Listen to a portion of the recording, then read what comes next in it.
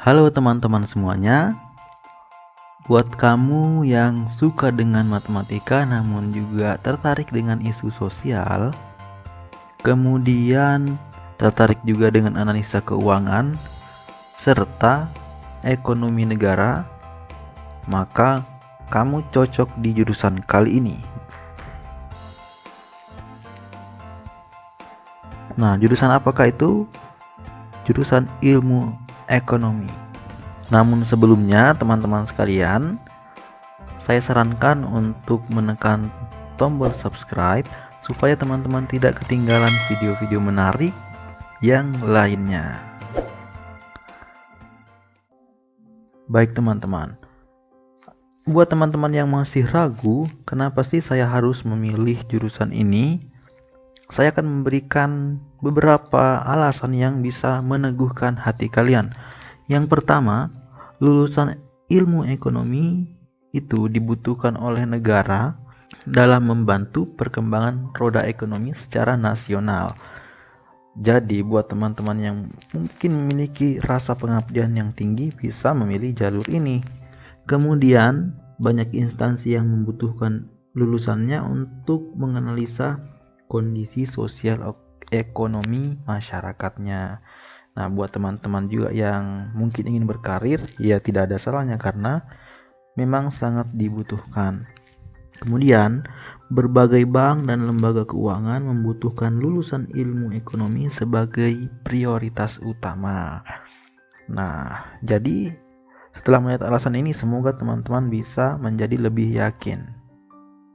Selanjutnya kita akan membahas apa yang dibahas intisarinya dari ilmu ekonomi.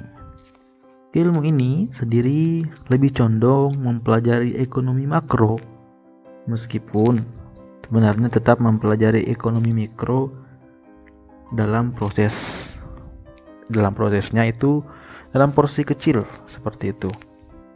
Nah, ekonomi makro sendiri merupakan pembahasan ekonomi yang bersifat luas, membahas ekonomi dari aspek yang besar seperti negara, nasional, internasional, dan sebagainya. Sementara ekonomi mikro membahas aspek ekonomi yang lebih kecil seperti usaha, perdagangan, dan semacamnya.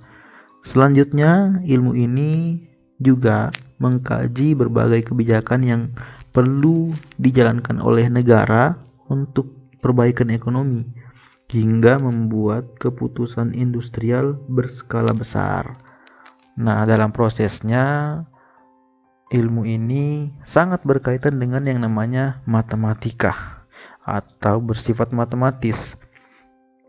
Jadi buat teman-teman yang ingin memilih jurusan ini karena menghindari pelajaran matematika, sepertinya teman-teman agak keliru sedikit.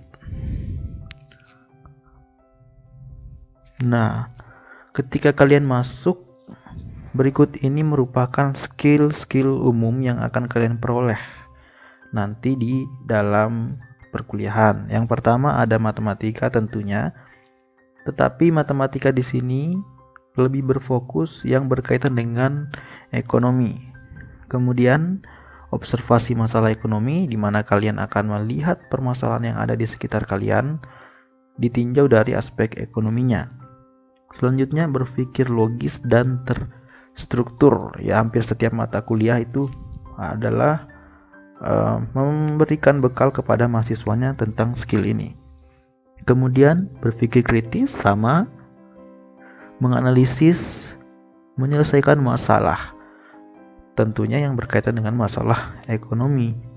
Setelah kalian lulus, kalian akan mendapatkan gelar yaitu sarjana ekonomi atau disingkat SE.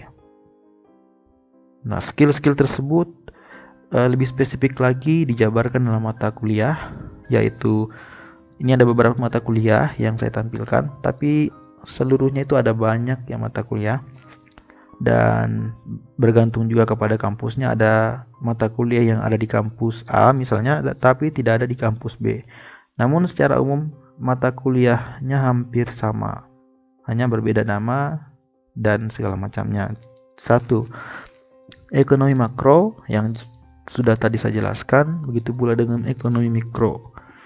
Kemudian ekonomi internasional, di mana kalian akan mengkaji bagaimana sebuah negara itu menerapkan sistem ekonominya masing-masing dan bagaimana hubungan antar negara sehingga saling menguntungkan secara ekonomi.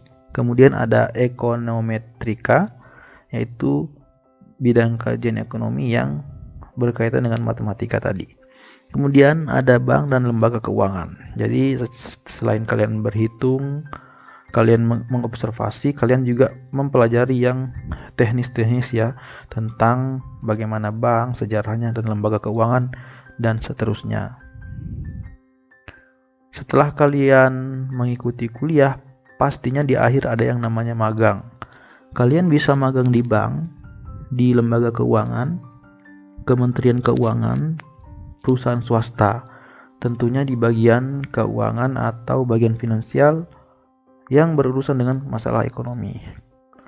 Setelah kalian lulus, kalian berkesempatan atau berpeluang masuk ke bidang-bidang ini. Ada maklar saham, yang saat ini saham sedang naik daun di media sosial ya teman-teman. Kemudian ada bagian penjualan, ada account officer di bank, kemudian akuntan, ada pegawai asuransi, dan perencana keuangan. Perencana keuangan ini juga sedang naik daun di media sosial, terutama buat generasi muda yang ingin merencanakan untuk pensiun di usia dini.